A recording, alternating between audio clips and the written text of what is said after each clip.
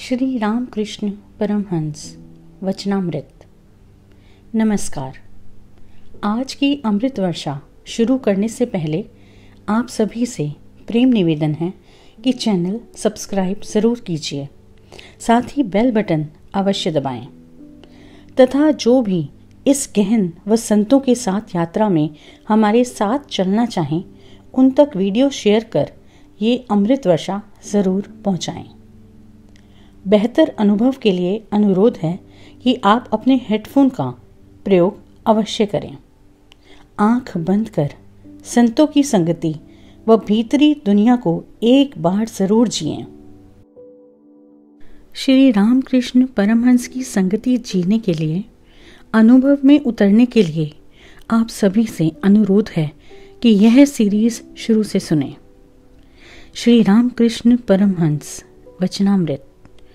आइए सुनते हैं गतांग से आगे।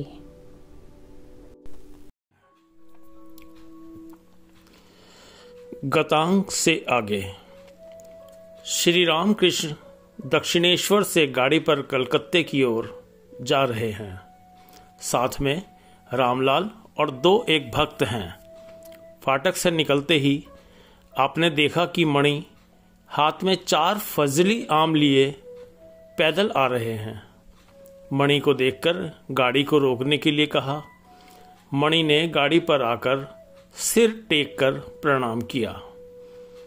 आज शनिवार 21 जुलाई 1883 आषाढ़ कृष्ण प्रतिपदा है। दिन के 4 बजे हैं। श्री रामकृष्ण अधर के मकान पर जाएंगे, उसके बाद यदु मल्लिक के घर और फिर खेलात घोष के यहाँ जाएंगे। श्री रामकृष्ण मणि से हंसते हुए, तुम भी आओ ना, हम अधर के यहाँ जा रहे हैं। मणि, जैसी आपकी आज्ञा, यह कहकर गाड़ी में बैठ गए। श्री रामकृष्ण, अच्छा, अधर को तुम कैसा समझते हो? मणि, उनमें बहुत अनुराग है। श्री रामकृष्ण, अधर भी तुम्हारी बड़ी प्रशंसा करता है। मणि कुछ देर चुप रहे, फिर पूर्व जन्म के संस्कार की बात उठाई। मणि, मुझे पूर्व जन्म और संस्कार आदि पर उतना विश्वास नहीं है। क्या इससे मेरी भक्ति में कोई बाधा आएगी? इस पर श्री रामकृष्ण ने जवाब दिया, ईश्वर की सृष्टि में सब कुछ हो सकता है, यह विश्वास ही पर्याप्त है। मैं जो सोचता हूं वही सत्य है और सबका मत मिथ्या। ऐसा भाव मन में न आने देना, बाकी ईश्वर ही समझा देंगे। ईश्वर के कार्यों को मनुष्य क्या समझेगा? उनके कार्य अनंत हैं, इसीलिए मैं इनको समझने का थोड़ा भी प्रयत्न नहीं करता। मैंने सुन रखा है कि उनकी सृष्टि में सब कुछ हो सकता है, इसीलिए मैं इन सब बातों की चिंता ना कर, केवल ईश्वर ही की चिंता करता हूं। हनुमान से पूछा गया था, आज कौन सी तिथि है? हनुमान ने कहा था, मैं तिथि नक्षत्र आदि नहीं जानता, मैं केवल एक राम की चिंता करता हूं। ईश्वर के कार्य क्या समझ में आ सकते हैं? वे तो पास ही हैं, पर यह समझना कितना कठिन है। बलराम कृष्ण को भगवान नहीं जानते थे।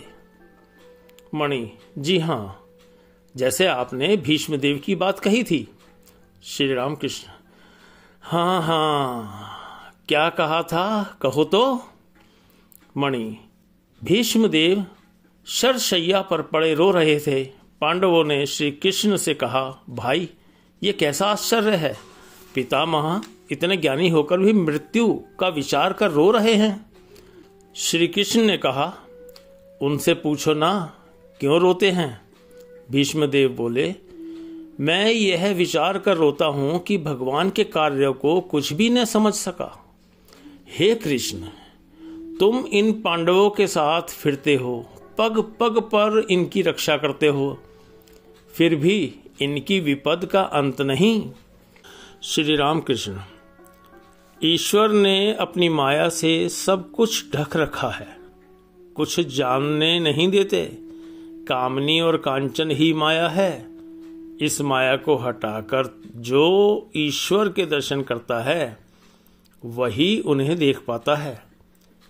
एक आदमी को समझाते समय मुझे ईश्वर ने एक अद्भुत दृश्य दिखलाया। अचानक सामने देखा उस देश का एक तालाब और एक आदमी ने काई हटाकर उससे जल पी लिया। जल स्फटिक की तरह साफ था। इससे यह सूचित हुआ कि वह सच्चिदानंद माया रूपी काई से ढका हुआ है। जो इस काई को हटाकर जल पीता है वही पाता है। यह कहकर श्री राम कृष्ण चुप रहे।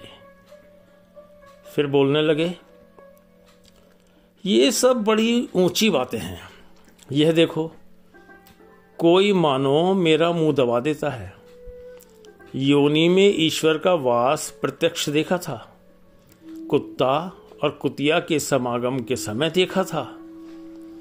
ईश्वर के चैतन्य से जगत चैतन्य में है। कभी कभी देखता हूं कि छोटी छोटी मछलियों में वही चैतन्य खेल रहा है। गाड़ी शोभा बाजार के चौराहे पर से दरमा हट्टा के निकट पहुंची। श्री रामकृष्ण कह रहे हैं, कभी कभी देखता हूं कि वर्षा में जिस प्रकार पृथ्वी जल से ओतप्रोत रहती है, उसी प्रकार इस चैतन्य से यह जगत ओतप्रोत है।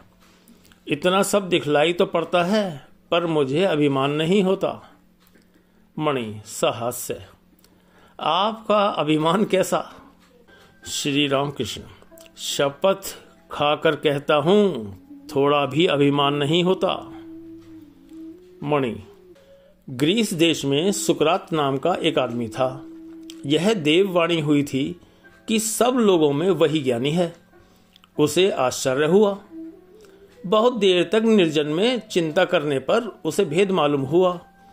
तब उसने अपने मित्रों से कहा, केवल मुझे ही मालूम हुआ है कि मैं कुछ नहीं जानता, पर दूसरे सब लोग कहते हैं कि हमें खूब ज्ञान हुआ है, परंतु वास्तव में सभी अज्ञान है।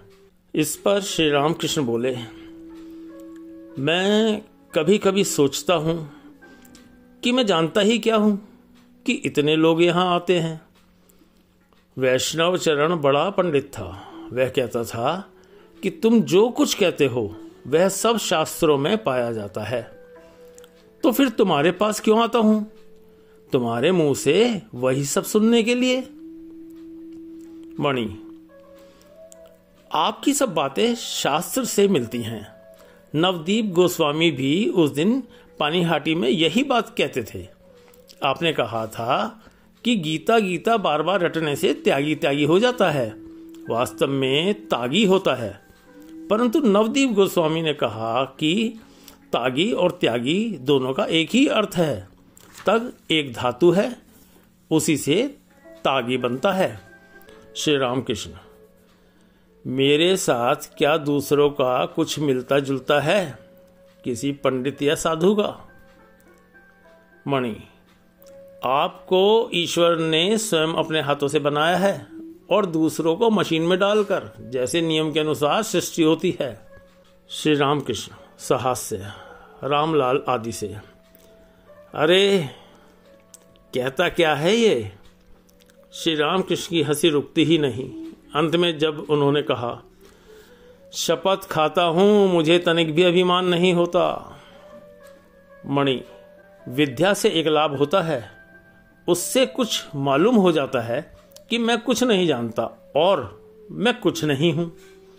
श्री रामकृष्ण, ठीक है, मैं कुछ नहीं हूं, मैं कुछ नहीं हूं। अच्छा, अंग्रेजी ज्योतिष पर तुम्हें विश्वास है? मणि, उन लोगों के नियम के अनुसार नए आविष्कार हो सकते हैं। यूरेनस ग्रह की अनियमित चाल देखकर उन्होंने दूरबीन से पता लगाकर देखा कि एक नया ग्रह नेपच्यून चमक रहा है। फिर उससे ग्रहण की गणना भी हो सकती है। श्री रामकृष्ण, हाँ, हो तो सकती है। गाड़ी चल रही है, प्राय अधर के मकान के पास आ गई है। श्री राम कृष्ण मणि से कहते हैं, सत्य में रहना तभी ईश्वर मिलेंगे। मणि, एक और बात आपने नवदीप गोस्वामी से कही थी, हे ईश्वर, मैं तुम्ही को चाहता हूँ, देखना अपनी भुवन मोहिनी माया के ऐश्वर्य से मुझे मुग्ध न करना, मैं तुम्ही को चाहता हूँ। इस पर श्री राम कृष्ण ने जवाब दिया, हाँ, यह दिल से कहना होगा। श्री राम कृष्ण खेलात घोष के मकान में प्रवेश कर रहे हैं। रात के 10 बजे होंगे। मकान और बड़ा आंगन चंद्र के प्रकाश से आलोकित हो रहा है। भीतर प्रवेश करते हुए श्री राम कृष्ण भावाविष्ट हो गए। साथ में रामलाल मास्टर तथा और भी 1-2 भक्त हैं। मकान बहुत बड़ा और पक्का है। 2 मंजिले पर पहुंचने पर ऐसा मालूम होने लगा कि मानो घर में कोई नहीं है। बड़े बड़े कमरे और सामने लंबा दरवाजा, सब खाली पड़ा है। श्री राम कृष्ण अब वार्तालाप कर रहे हैं भक्तों के प्रति। मेरा धर्म ठीक है और दूसरों का गलत, यह मत अच्छा नहीं। ईश्वर एक ही हैं, 2 नहीं। उन्हीं को भिन्न भिन्न व्यक्ति भिन्न भिन्न नामों से पुकारते हैं। कोई कहता है गॉड तो कोई अल्लाह, कोई कहता है कृष्ण तो कोई शिव तो कोई ब्रह्म। जैसे तालाब में जल है, एक घाट पर लोग उसे जल कहते हैं, दूसरे घाट पर कहते हैं वाटर और तीसरे घाट पर पानी। हिंदू कहते हैं जल, क्रिश्चियन कहते हैं वाटर और मुसलमान पानी। परंतु वस्तु एक ही है। मत तो पथ है।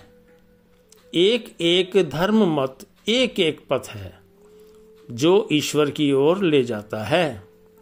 जैसे नदियां नाना दिशाओं से आकर सागर में ही मिल जाती हैं। वेद, पुराण, तंत्र, सबका प्रतिपाद्य विषय वही एक सच्चिदानंद है।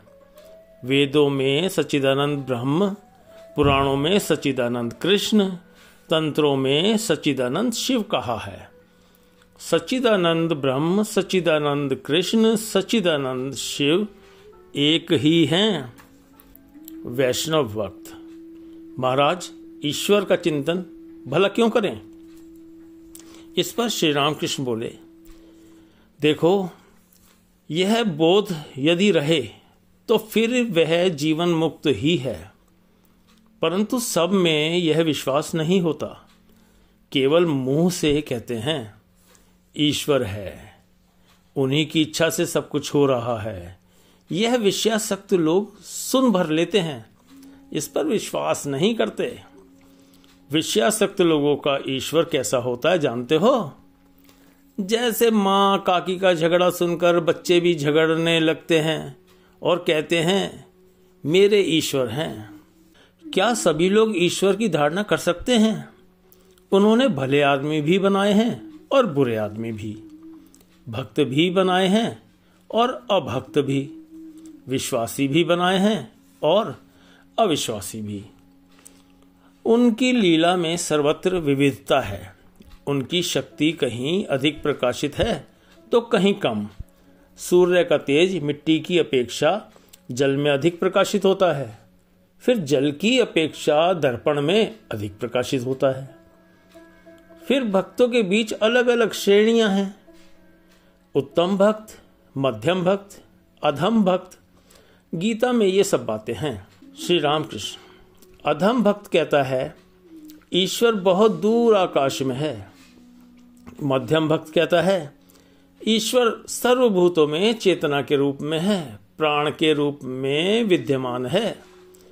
उत्तम भक्त कहता है कि ईश्वर स्वयं ही सब कुछ हुए हैं, वो भी कुछ दिख पड़ता है, वह उन्हीं का एक एक रूप है।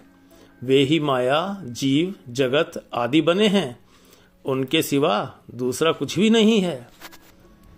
इस पर वैष्णव भक्त बोला, क्या ऐसी अवस्था किसी को प्राप्त होती है? श्री रामकृष्ण, उनके दर्शन हुए बिना ऐसी अवस्था नहीं हो सकती। परंतु दर्शन हुए हैं या नहीं, इसके लक्षण हैं। दर्शन होने पर मनुष्य कभी उन्मत्तवत हो जाता है, हंसता, रोता, नाचता, गाता है। फिर कभी बालकवत हो जाता है, 5 साल के बच्चे जैसी अवस्था, सरल, उदार, अहंकार नहीं, किसी चीज पर आसक्ति नहीं, किसी गुण का वशीभूत नहीं, सदा आनंदमय अवस्था है। कभी वह पिशाचवत बन जाता है, शुचि अशुचि का भेद नहीं रहता, आचार अनाचार सब एक हो जाता है। फिर कभी वह जड़वत हो जाता है, मानो कुछ देखकर स्तब्ध हो गया है। इसी से किसी भी प्रकार का कर्म, किसी भी प्रकार की चेष्टा नहीं कर सकता। क्या श्री रामकृष्ण स्वयं की ही अवस्थाओं की ओर संकेत कर रहे हैं?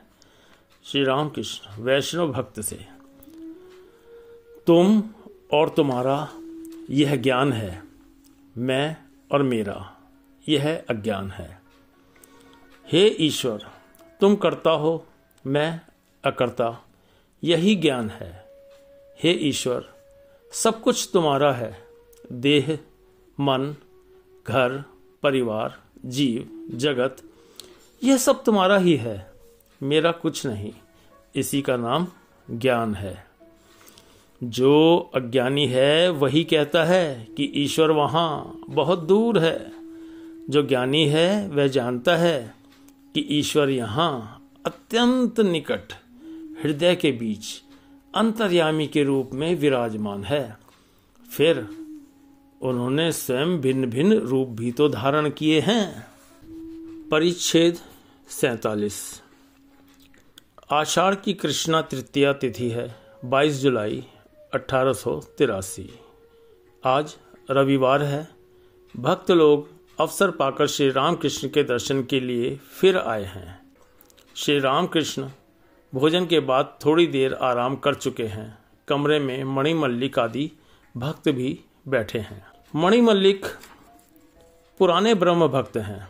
उनकी उम्र 60-65 वर्ष की है। कुछ दिन हुए वे काशी जी गए थे। आज श्री रामकृष्ण से मिलने आए हैं और उनसे काशी दर्शन का वर्णन कर रहे हैं। एक और साधु को देखा, वह कहते हैं कि इंद्रिय संयम के बिना कुछ नहीं होगा, सिर्फ ईश्वर की रट लगाने से क्या होगा। इस पर श्री रामकृष्ण कहते हैं, इन लोगों का यह मत है कि पहले साधना चाहिए, शम, दम, तितिक्षा चाहिए। ये निर्वाण के लिए चेष्टा कर रहे हैं। ये वेदांती हैं, सदैव विचार करते हैं। ब्रह्म सत्य है और जगत मिथ्या। बड़ा कठिन मार्ग है। यदि जगत मिथ्या हुआ तो तुम भी मिथ्या हुए। जो कह रहे हैं वे स्वयं मिथ्या हैं। उनकी बातें भी स्वप्नवत हैं। बड़ी दूर की बात है। यह कैसा है जानते हो?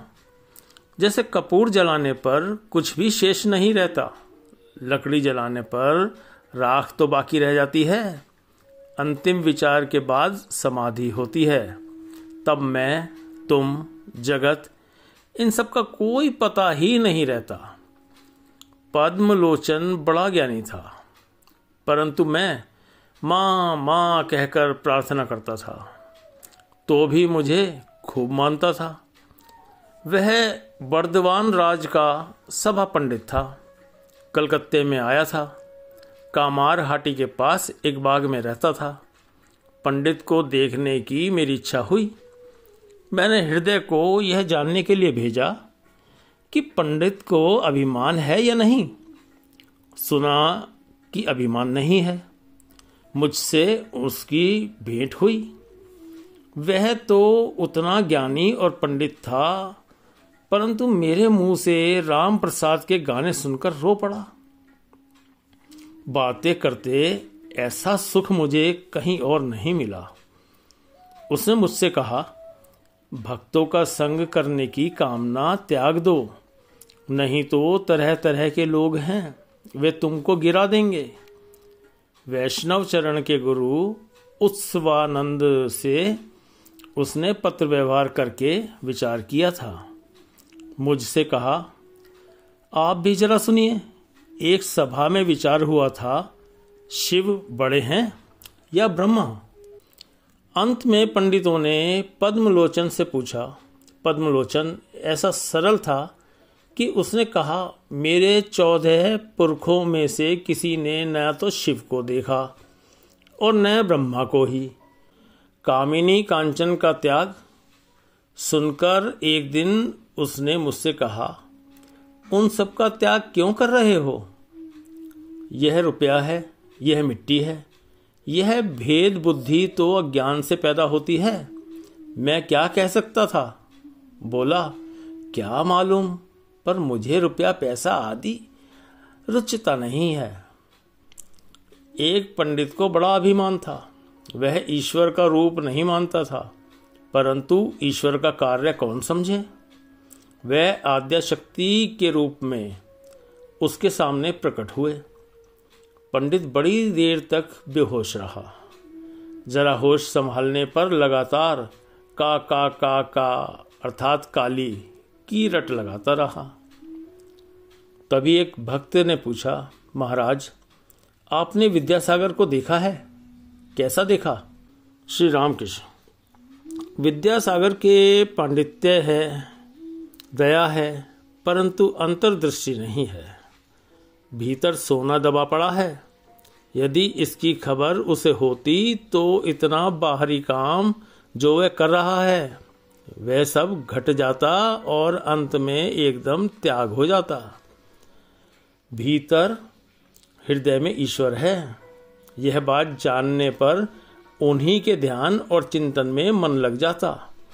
किसी किसी को बहुत दिन तक निष्काम कर्म करते करते अंत में वैराग्य हो जाता है और मन उधर मुड़ जाता है, ईश्वर से लग जाता है। जैसा काम ईश्वर विद्यासागर कर रहा है वह बहुत अच्छा है। दया बहुत अच्छी है।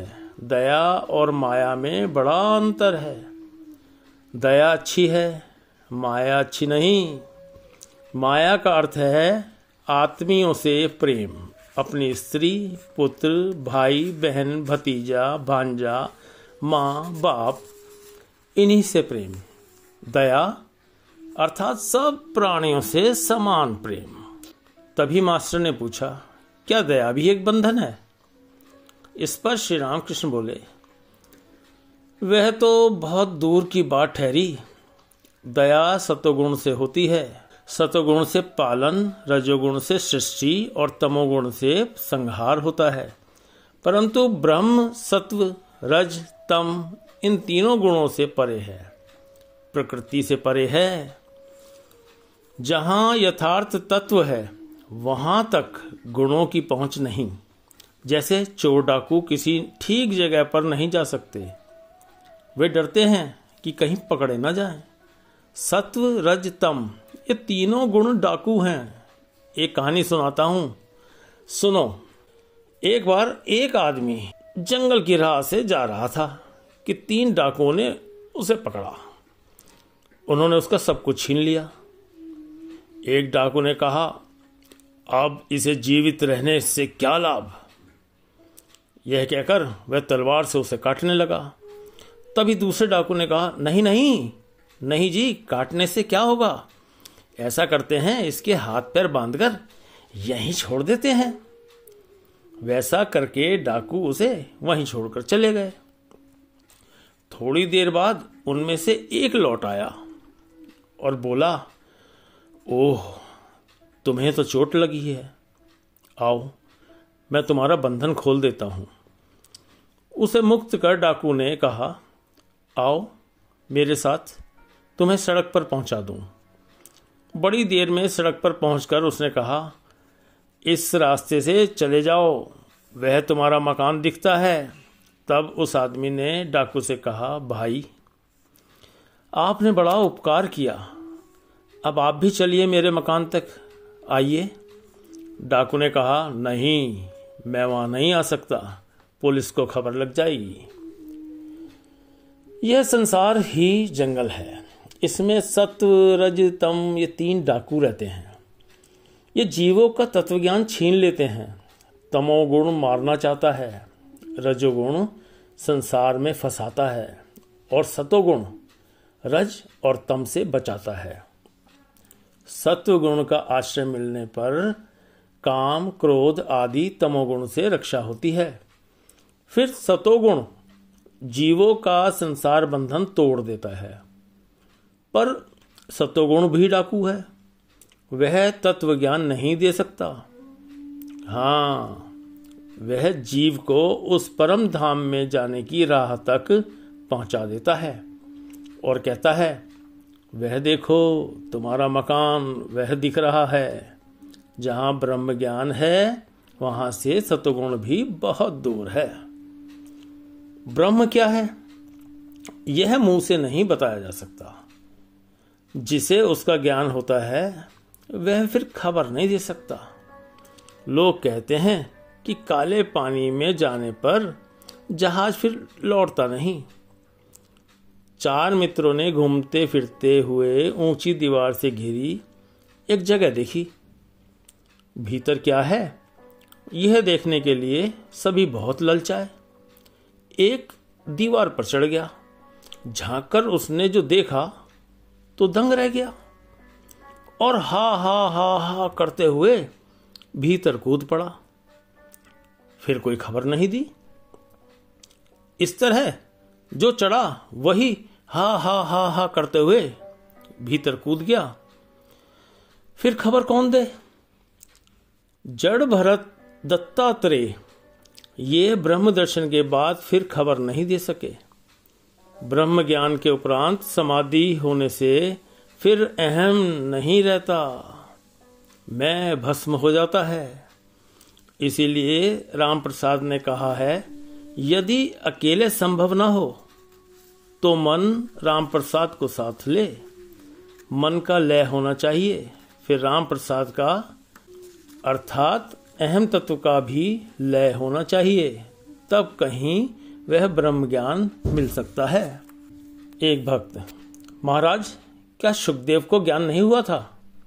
श्री राम कृष्ण, कितने कहते हैं कि सुखदेव ने ब्रह्म समुद्र को देखा और छुआ भर था, उसमें बैठकर गोता नहीं लगाया, इसीलिए लौटकर इतना उपदेश दे सके।